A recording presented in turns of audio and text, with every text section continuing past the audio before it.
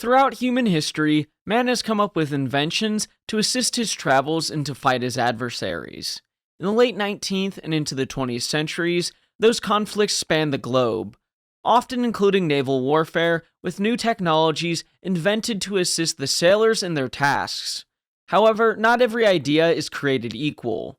Some are odd, and others are downright terrible, especially in the realm of ship construction. In today's video, we're going to look at some of history's worst and strangest ideas for ships.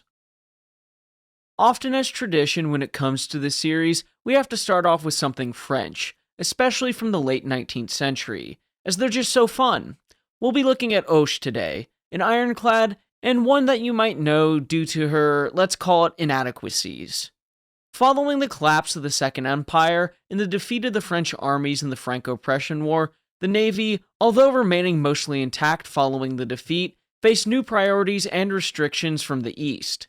In this, the Navy took somewhat of a backseat to what had been in the Second Empire, as Napoleon III was quite the ambitious man and naval planner, attempting to match the Royal Navy.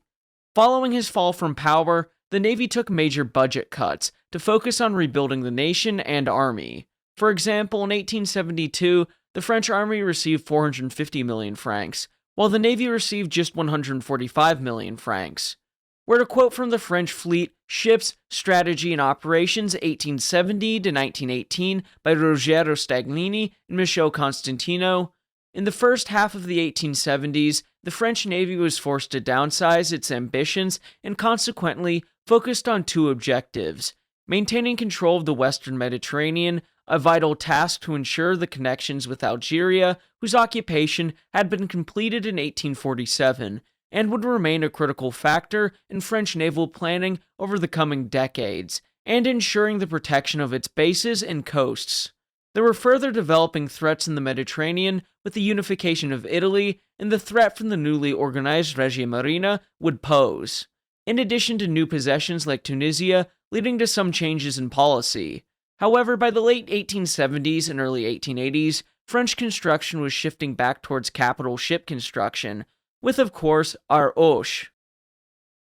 In January 1879, two unnamed first-rank battleships were included in the 1880 budget, part of a previous plan in 1879, where in the spring of 1879, the Minister of the Navy, Jacques Berry, asked the Council of Works to formulate new ideas for first-rank battleships, so ocean-going battleships that would fight in the line, before he proceeded with plans for a new one.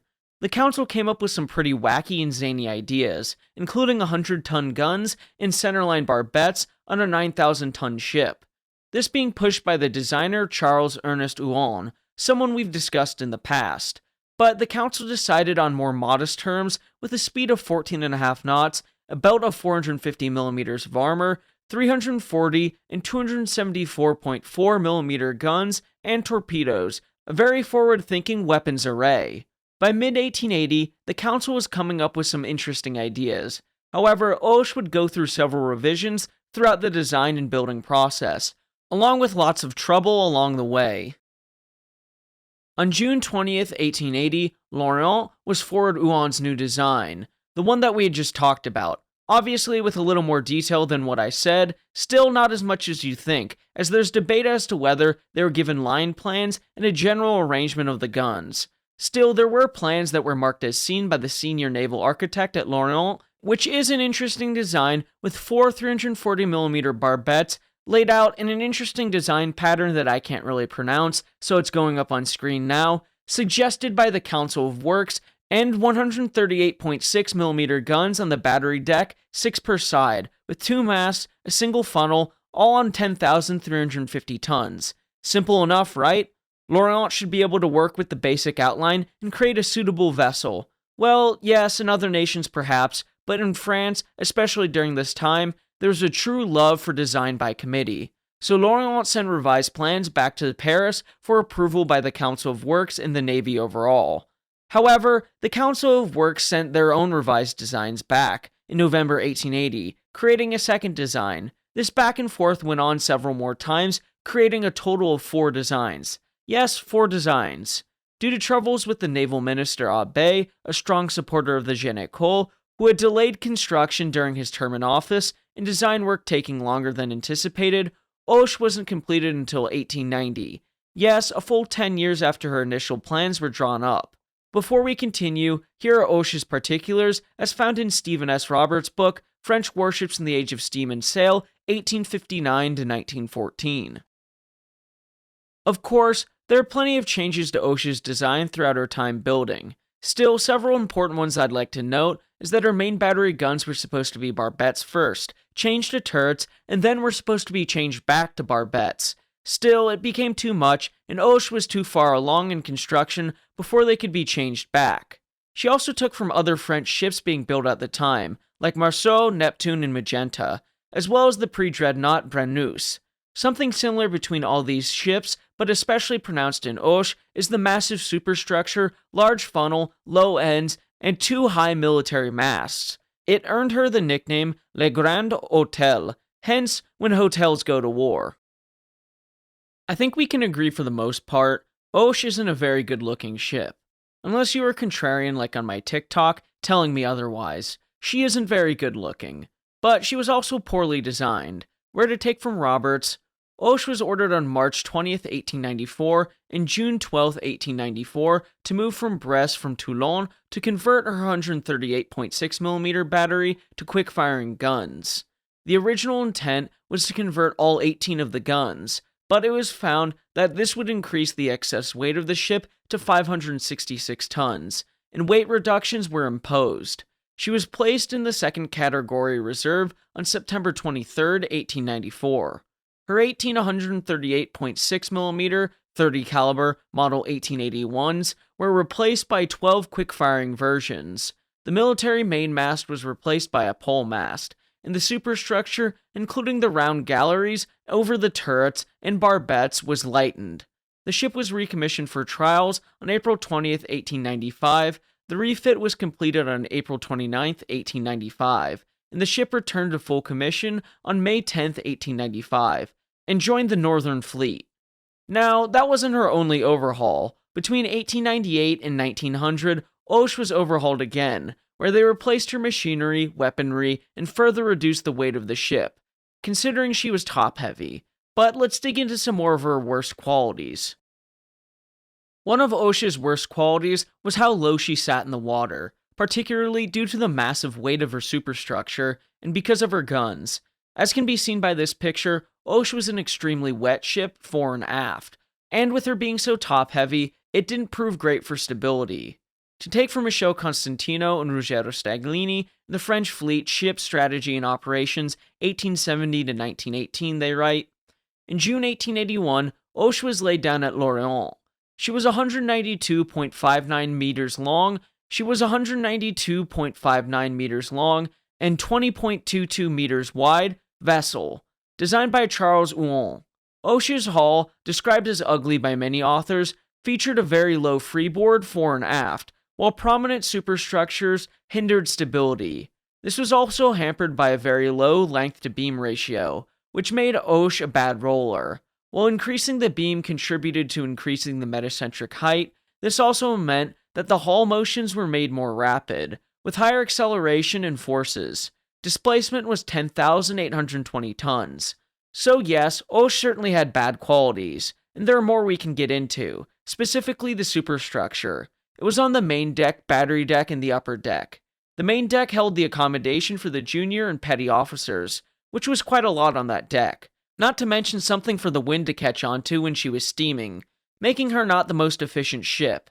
And I had a section dedicated to Hoche's good qualities, which included her top speed of 16.5 knots, but I had to cut it out when I also read she did have downsides because her steaming distance was considered insufficient due to her coal supply lacking, having a very short range, coupled with the inefficiencies caused by her superstructure.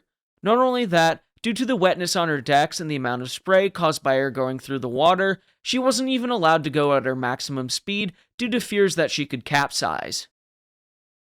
As I mentioned, Hoche had several refits throughout her career, but she was just not a very good ship. She had so many problems, and with looking like a floating hotel, it was no wonder why the French expended her as a target in 1913.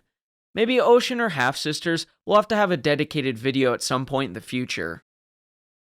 The next group of ships we'll discuss is the courageous class of battle cruisers, or large light cruisers, as their creator Admiral Jackie Fisher would call them.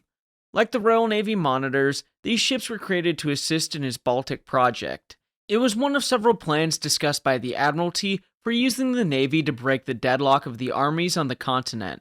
Other plans included landing troops on the Belgian coast and an assault on the Dardanelles, the preferred project of Churchill, which was eventually chosen to execute. There were other plans including seizing islands near the German coast to observe the movements of the German fleet, or as a possible jumping-off point for an invasion of Schleswig-Holstein and the seizure of the Kiel Canal. That's all to say that these plans were related to the Baltic project, as it gave the Grand Fleet access to the Baltic. But before it could transfer to the Baltic, the German High Seas Fleet would either need to be defeated or somehow be prevented from entering the North Sea.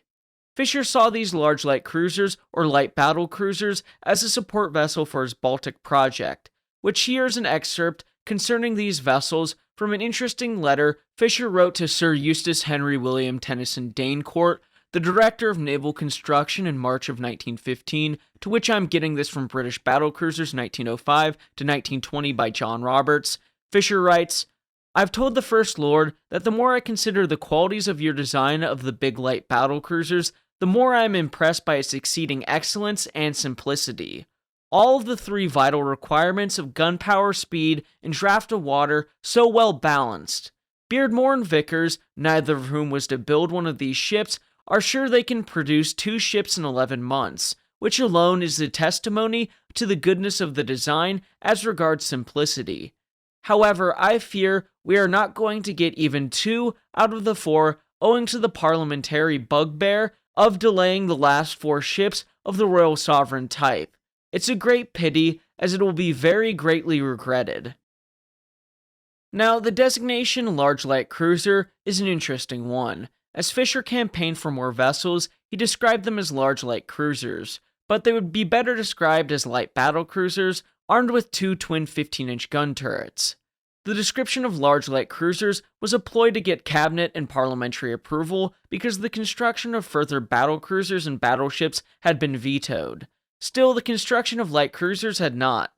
Fisher also commented to Danecourt that these ships could be used against enemy cruisers that might reach the open seas to attack merchant ships, also describing the 18-inch gun Furious and how it would be used in his Baltic project, as well as a possible vessel armed with 20-inch guns for future projects, hoping that these large guns would be able to assist in his hopeful invasion of Pomerania. Another interesting thing to note was the shallow draft, where in R.A. Burt's British battleships of World War I, he describes the overall specifications Fisher wanted, writing, "Sufficient displacement to ensure maintenance of speed in moderate weather. 2. Draft restricted to allow operations in shallow waters at the entrance to the Baltic. Restriction of draft was to be approximately 5 feet 6 inches less than the average for a capital ship, and all other factors would be subordinated to this. 3. A powerful armament. 4. High speed, at least 32 knots, to outsteam any enemy light cruiser. It was anticipated that the ship would be operating mainly in waters too shallow for heavy ships. 5. Protection to be on light cruiser standard, with 3-inch from waterline to forecastle deck.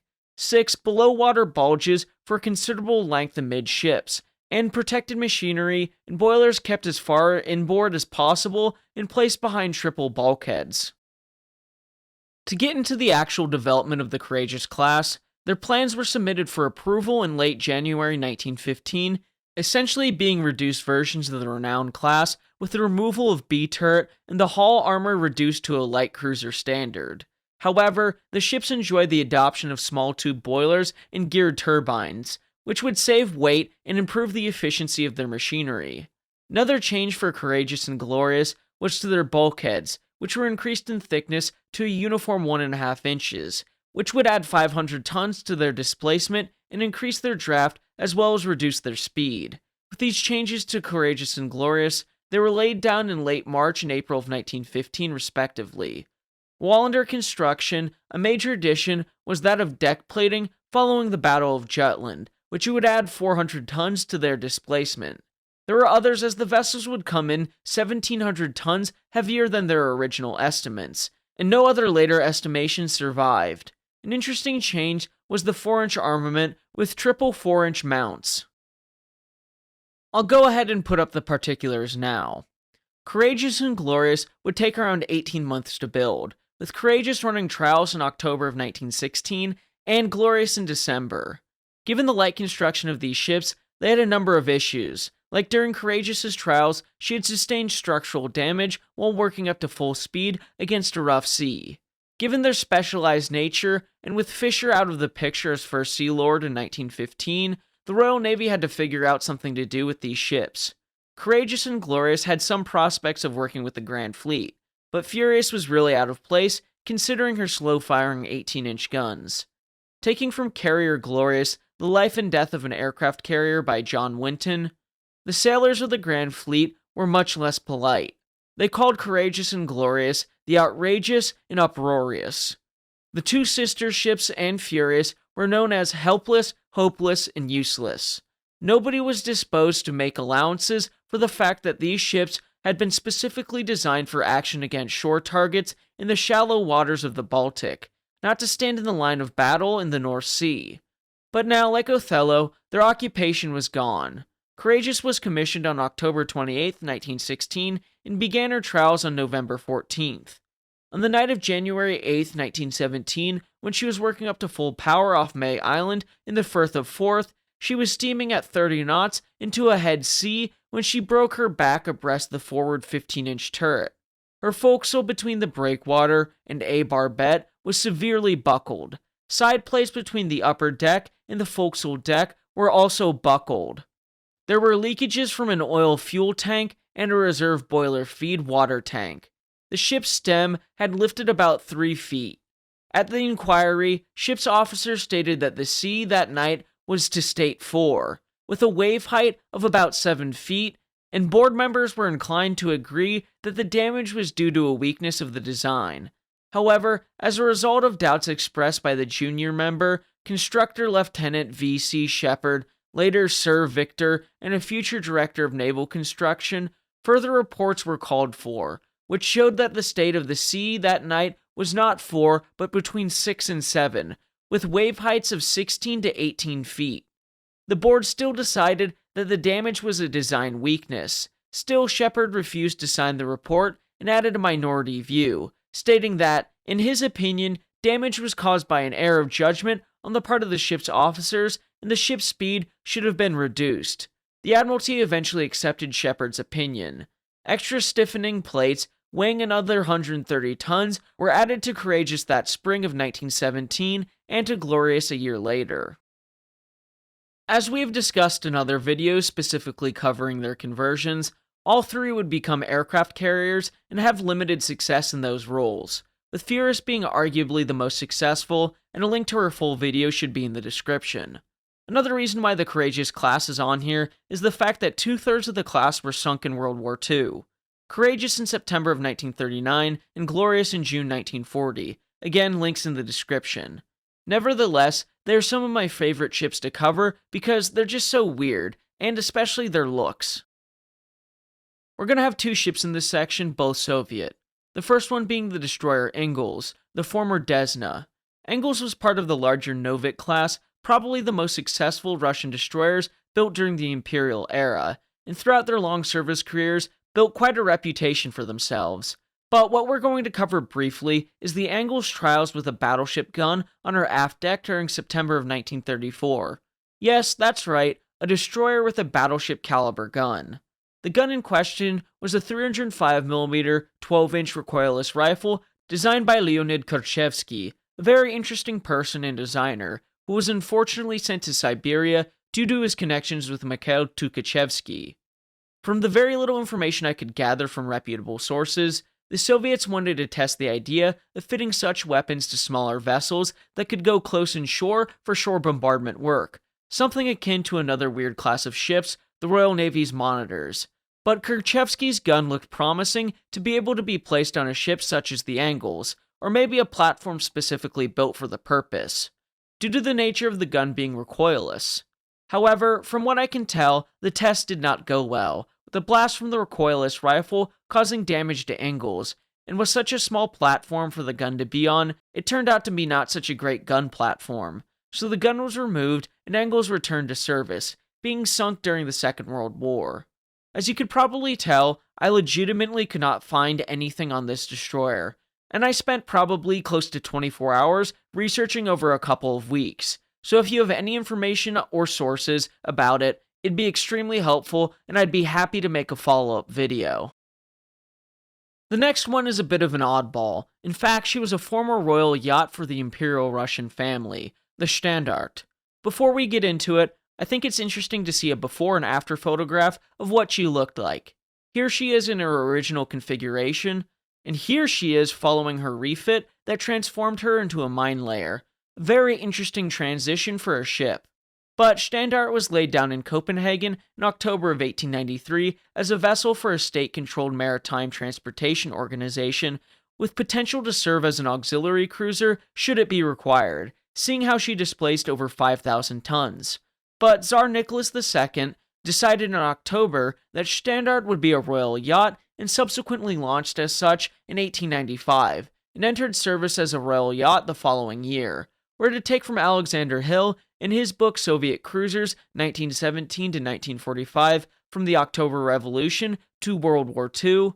After having been used by the Tsar before World War I, Standard was used as a transportation ship during 1915 and 1916, running between Kronstadt and Helsingfors.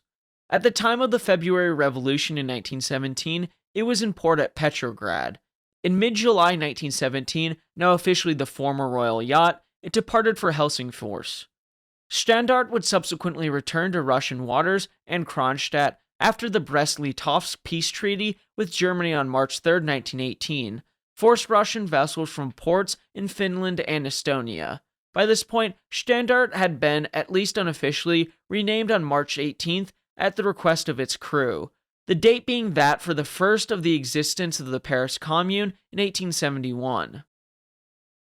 Having considered using Standard as a base ship for submarines or as a transport for motor torpedo boats, for many years the vessel just sat around unwanted in the reserve before the decision was made to convert her into a mine layer, a conversion she was well suited for considering her size. On October 31st, 1931, the Soviet Navy finalized the plans to convert her, set to be complete by 1933. However, they did run into some complications, and plans were revised in September 1933 after it was supposed to be completed. The conversion was finally completed in 1936, where she was armed with 4 130mm guns, along with 7 76mm guns and other smaller weapons, and the capacity to carry 523 mines, which is a considerable amount when other mine layers carried around 280 to 340 mines. Before we continue, here are her particulars as of 1943. A bit different in her capacity since her conversion, but still considerable. The Nell Marti saw service in the Baltic first during the Winter War, laying mines off Finland, and after the Baltic republics were incorporated into the Soviet Union, she was based in Estonia, mostly Tallinn, and when World War II broke out between Germany and the Soviet Union, she laid mines in the Gulf of Finland, doing so with the assistance of other mine layers and destroyers, helping to lay many layers of defensive mines against German attacks into the Gulf of Finland. Eventually, Marti and the other ships were ordered to Kronstadt. Marti suffered several near misses in her sorties to lay mines and to evacuate soldiers from the advancing German army. We're to take from Hill again. During the winter of 1941 to 42, Marti was like many other vessels of the Baltic Fleet, stuck in Leningrad, quite literally, given the ice, moored and camouflaged, but still subject to enemy air attack. It nonetheless survived the ordeal and was awarded on April 3, 1942, the title of Guards, the crew receiving the appropriate flag on September 5, 1942. During 1943, Marti was involved in a short mission to suppress a German artillery battery located in a park in German-occupied Pavlovsk, but otherwise saw little activity other than training and continued to be under repair. It would ultimately be expended as a target before scrapping. when it comes to weird slash terrible slash interesting ships and conversions, there are plenty out there for me to dig into, and let me know what future ships you'd like to see in this series. Anyway, remember to like and subscribe as it'll help the channel to grow. Until next time, my friends, have a great week.